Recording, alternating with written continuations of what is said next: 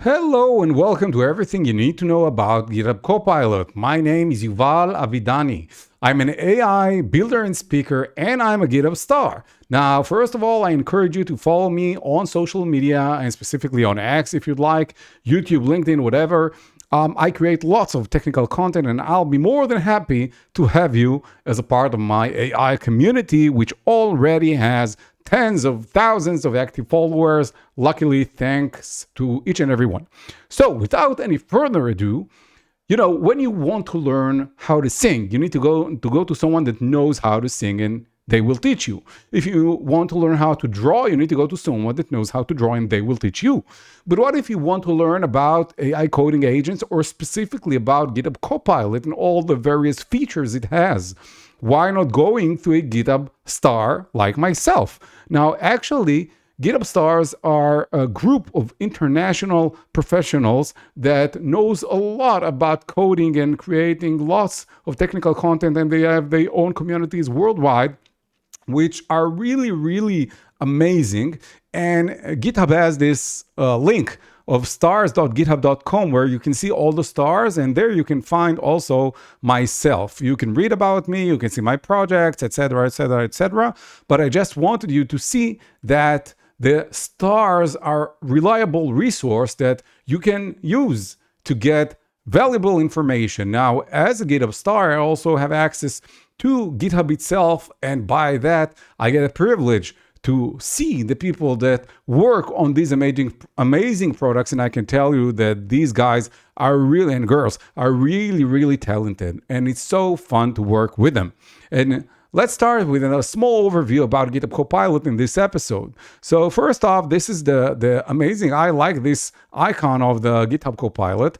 And when you imagine saying AI coding agent, I assume that you imagine us writing text and the AI coding agent does its magic. It's like Harry Potter with a wand, right?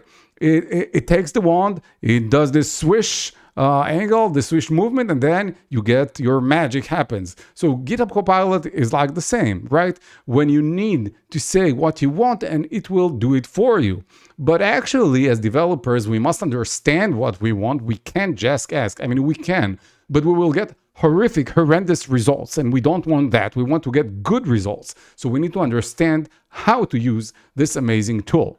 So GitHub Copilot is actually not just a coding agent. If you can see this diagram I created, GitHub Copilot is available on various places. Like you see all these arrows, let's go from right to left. So we have JetBrains and VS Code. These are the most famous tools, right? These are the IDEs, the development environments that has GitHub Copilot plugin available there. So this means that it doesn't matter if you work with JetBrains, IntelliJ, PyCharm, WebStorm, etc., or if you work with VS Code, you have GitHub Copilot plugin available on both softwares, and you can install that and activate, enable, sign in, sign up to GitHub Copilot, and then use that plugin to generate code, understand code bases, projects, connect to your repositories using tools like GitHub CLI, like MCP servers, creating instructions, custom instructions, which are custom rules,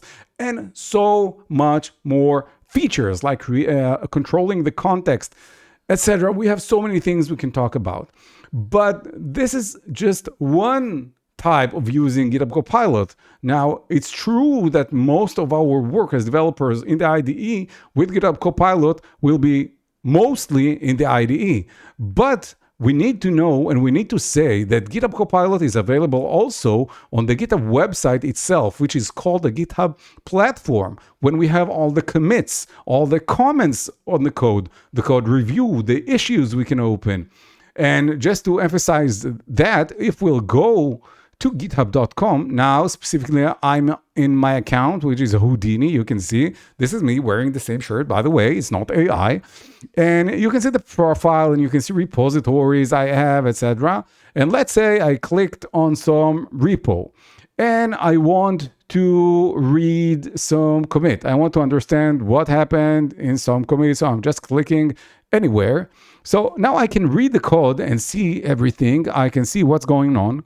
But if you'll note up here, we have chat with Copilot. So we have Copilot also hidden in here. And actually, it's not that hidden. Even if we click on the menu, in here as well, we will see we have Copilot. So what's going on? We have Copilot generating code, but we also have Copilot writing commits, comments, and much more on GitHub platform. This is the platform. And we also have GitHub CLI. Now that's a bit can be a bit confusing because we have GitHub CLI and GitHub Copilot CLI. Now these are two tools that run in the terminal itself. The GitHub CLI was created before GitHub Copilot CLI, and it allows us to authenticate to our GitHub account and use the terminal to control our repositories, our GitHub features, etc. from the command line. And the cool thing is that actually GitHub Copilot can run tools, including terminal commands like GitHub CLI.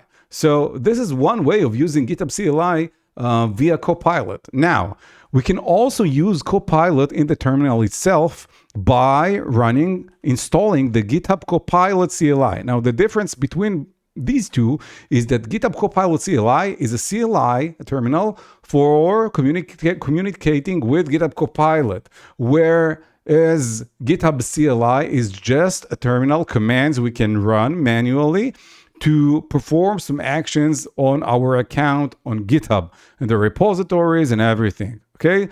These are two separate tools. So the GitHub CLI helps us control on our GitHub account via CLI, and the GitHub Copilot CLI allows us to communicate with GitHub Copilot through the CLI. Now, if you want to see that in action, then we can go to your favorite search engine or to any search engine, to any LLM, and you can just write GitHub CLI.